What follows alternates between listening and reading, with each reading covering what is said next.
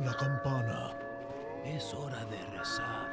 Tenemos que irnos.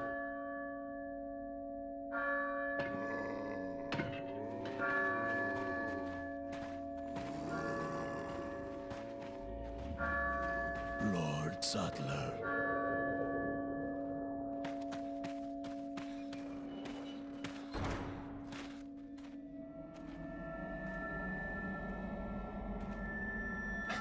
Where's everyone going?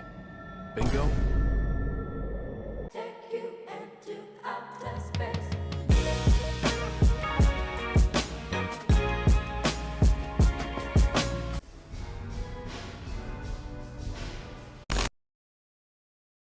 So I think it's pretty obvious that when it comes to esports, the FGC is the best of the best, hands down. There is no community that does it like the fighting game community. And if you have doubts, dip your toes in and find out for yourself. I mean, Smash players don't have the best reputation.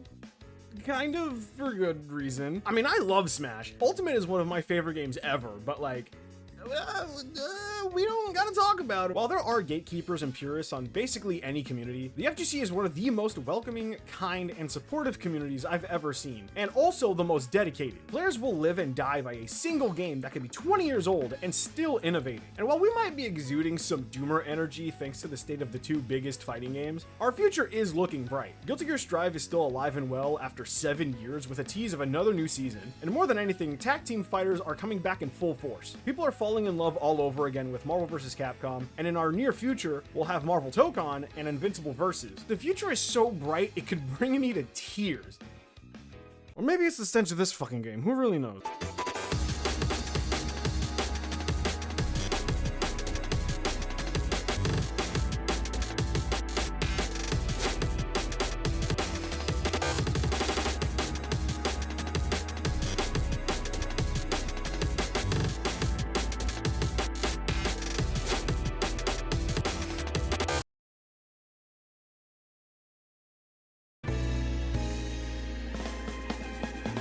Alright, I'm gonna say this off rip. I think next to public opinion, I will be in the royal minority, or flat out wrong and stupid to everyone else. That's fine.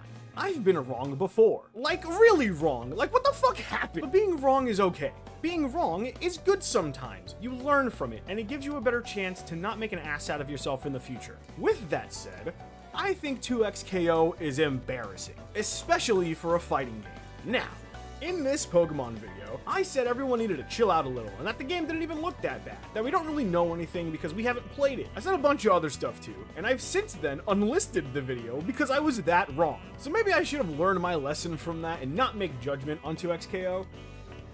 But I think the situation is different enough. Maybe I'm being a little harsh. Does the game look bad? Absolutely not. Not even a little bit. It's another tag game, so that's already a plus. And it's being spearheaded by guys who really understand fighting games. It's the brothers who created EVO, for fuck's sake. They know what they're doing. It's been hyped up for a while, and unlike the Pokemon Sinnoh remakes, people have actually been playing this game, and basically everyone seems to enjoy it. So if there's that much positivity, why would I go as far as to call it embarrassing of all things? Well, I'm glad I asked. This is a game that's technically been in the making for well over 8 years. The earliest trailer of this game is from 5 years ago, but 2XKO started out as something else entirely. Tom and Tony Cannon founded Radiant Entertainment in 2011, and with Seth Killian, he's an old Capcom guy, big name, don't worry about it, they put out their own fighting game in an alpha state called Rising Thunder in 2015. The elevator pitch for this game is pretty simple too. Smash controls, but for a normal fighting game. The whole point of the game is accessibility, for the barrier of entry to be as small as possible while still having depth, much like Smash Bros itself. The setting and characters are fine, I guess. It's robots in a desert. It's fine. It never got to be anything more than that though, since just a year later in 2016, Riot acquired the studio to make a fighting game for them, so naturally, Rising Thunder got cancelled. Funny enough, on Radiant's YouTube channel, there is only a single video about the game, and it's just a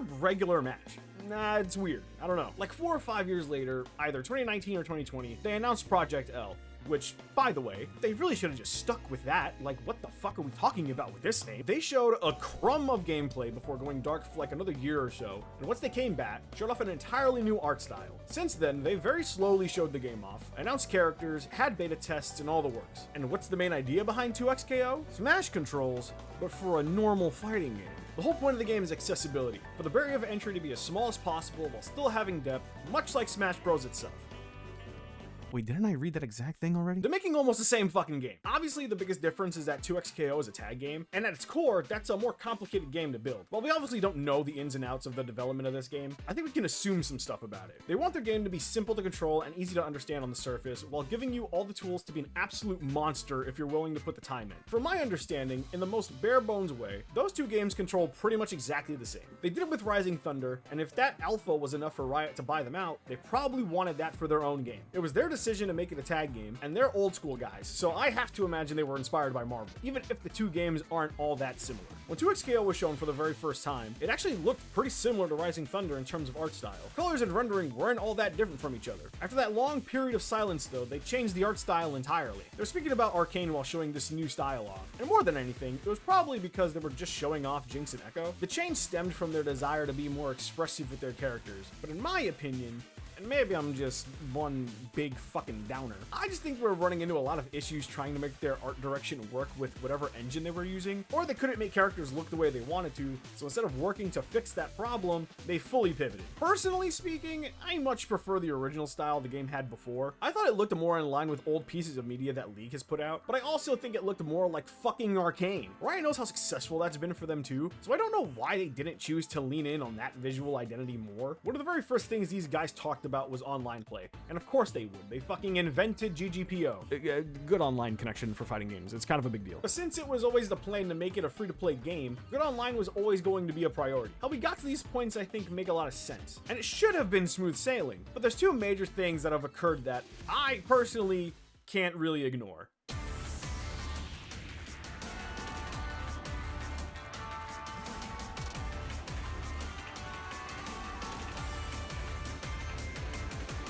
Call me crazy, but this game, in a lot of ways, has already been out for a couple years, but it actually hasn't. There have been several closed beta tests for this game, which should be fine, but it's to the point where it's been like 3 years, and a lot of people see news about this game and think, this shit isn't out yet? You can casually look online to see so much content about this game before the most recent closed beta and subsequent soft launch, even to the point where they released costumes. And don't get me wrong, I'm not saying a game shouldn't have closed betas or have any tests. If you're putting a game out that's entirely online focused, you need to have these tests. But I think there's a balance of what you allow to be public to keep interest and leave things to be discovered at a reasonable pace. With all of that, it causes the second issue, that being how people, to some extent, kind of lose interest in the game. People want to get in on games while the pots are hot, and that's especially true for fighting games. A lot of fighting games see their peak numbers during the first, 2 or 3 months usually, and there's usually some reinvigorated interest once a DLC character drops. Considering how much has already been out there and how skilled people have already gotten, I have no idea how interested people are going to be to dip their toes in. Even if people would be, the fastest way to lose that interest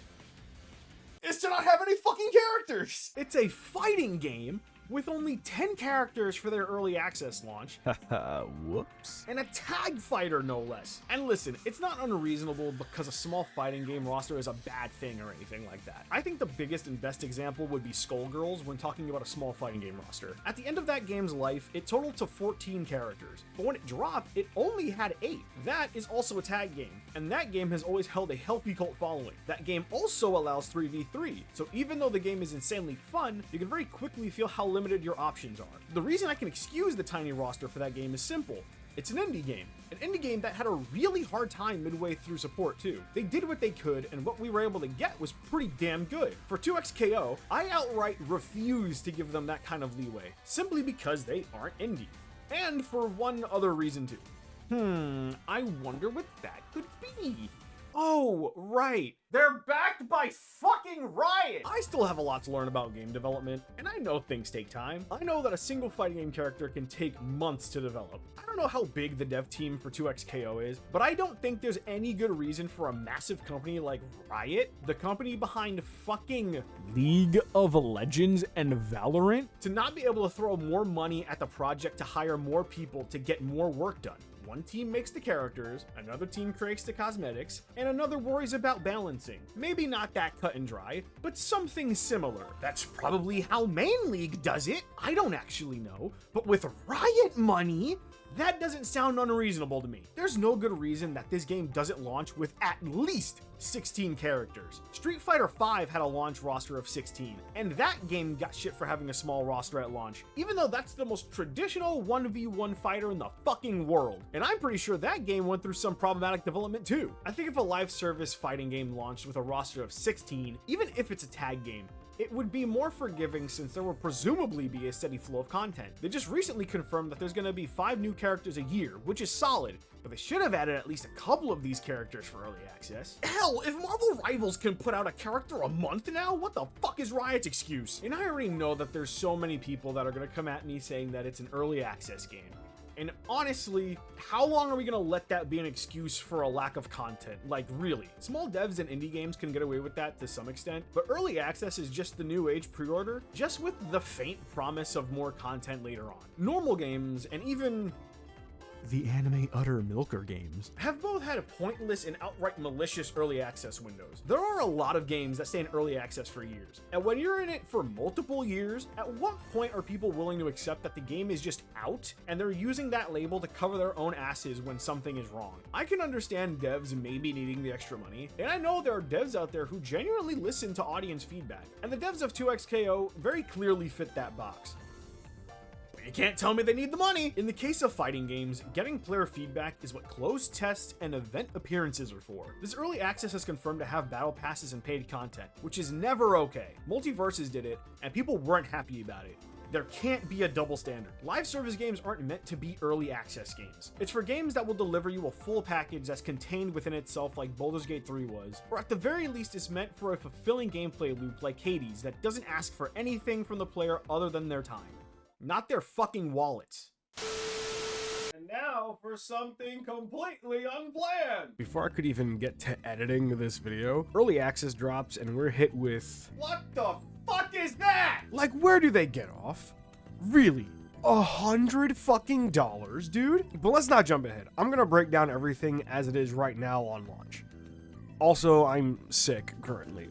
Sorry. There is free currency in the game to earn throughout a multitude of ways, but there is a cap of only 12,000. Paid currency are KO points, and the math for it is around 100 points per $1, excluding the bonus points. Individual characters cost 10,000 credits through champion tokens, or 1,000 points, so about $10 per character. Costume colors cost 6,500 credits, or 500 points, so about $5 per color. Legendary skin sets cost a little under $20 and include the costume, a second color, avatar outfit, sticker, and profile card. There are 3 different starter edition bundles. The starter pack is $30 and includes 4 character tokens, 2,000 points, and an exclusive arcane player card. The deluxe pack is $60 and includes 8 character tokens, 3,000 points, 3 avatar costumes, and the previously mentioned player card. The ultra pack is excuse me.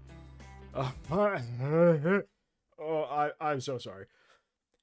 $100 and includes arcane skins for Echo, Vi, and Jinx, 8 character tokens, 5,000 points, a special KO animation, stickers, and the other items from the other pack. And finally, there are also 3 different tiers of battle passes. The standard is $10 and you can get to level 61. Deluxe is $20 and lets you get to 70. Ultra is close to $40, and on top of all of the content from the other passes, gives you Warwick, an extra skin for him, colors, and even more items. Now, I'm going to try to be as reasonable as possible here. I don't remember ever seeing a game put a cap on free currency. Consumer friendly be damned. You can't collect and save your hard-earned currency for the things you actually want. You have 12,000 credits and don't want to spend it? Okay, say goodbye to all the points you could have been earning in the meantime. The math on paid currency checks out, basically a one-to-one exchange. That's cool. Each character costing $10, I can also accept. Not happy about it, but I can accept it. Strive and DNF dual characters are $7 each.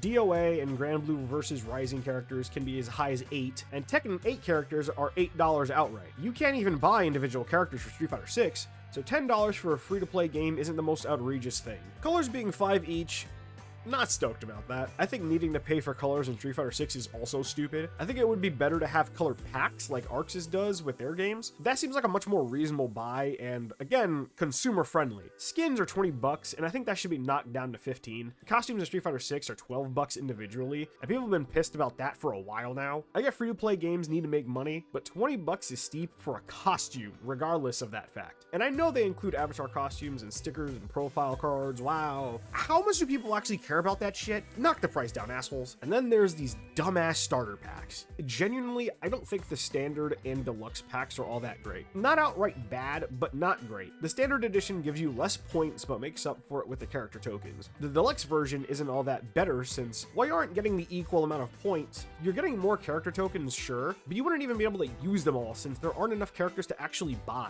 Yes, you could just hold them until a character you want comes out, but if you don't want all the launch characters, you can just spend half that and save your money. And I really do have to question how much people care about profile cards, avatar customization, and fucking stickers to really justify spending the extra money. When you get any of that stuff for free, it's a neat thing to have, but I've never seen anyone see small stupid items like that and be excited to spend money on them. Now, this is especially concerning where there is a $100 option. You're getting the same amount of character tokens, a little more points, a special KO animation, which is the most I'm special shit ever, and a bunch of fluff. With a $100 option, the monetary value is technically double when you include the character costumes, but those are the only things that have true value in this pack. It's arcane themed. You're catering to a very large audience. I cannot fathom why they don't have at least an option to sell them individually. If normal skins are around 20 bucks, just make these like 40 and keep the bundle to technically save money if you want all three. If we're gonna go by what I said earlier and making the legendary skins 15 instead,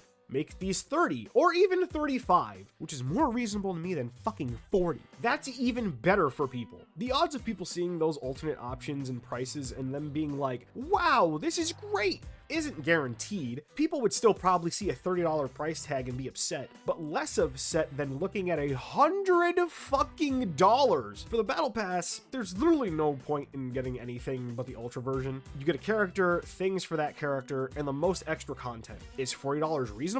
Honestly, probably, yeah. A character is 10 bucks, a skin is 20, colors are 5, and then there's all that other stuff. It's really just dependent on if you want the current character and how much you care about all that extra content. As a whole, some of these prices are reasonable, but the vast majority of this shit is egregious and beyond greedy. Again, especially for an early access game. The fact that there are people who are legitimately defending a $100 costume bundle is sad, and very telling of certain consumers. So at this point, I have to ask you to remember, what did I say about our wallets again?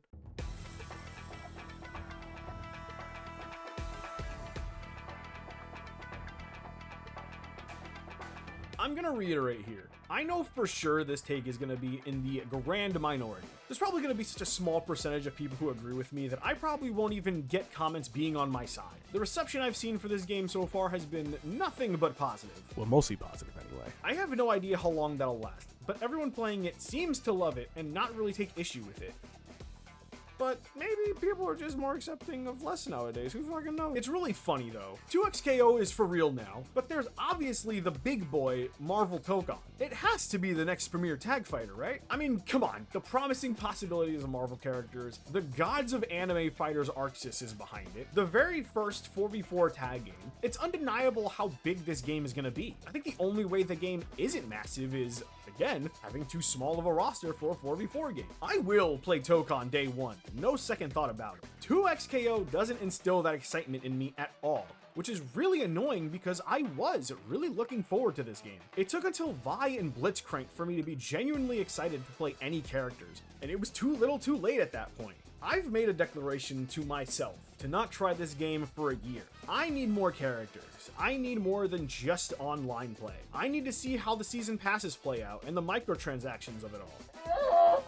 I think live service fighting games can work, but in my eyes, Riot hasn't invested enough into this. But that's where I'm at personally. In 1 year's time, I will give this game a try, and I'll hope it's a game worth sticking around for. But alright, everyone can tell me how much of an L take this is, I don't care. I'm legit way more excited about whatever Strive is going to be doing at this point.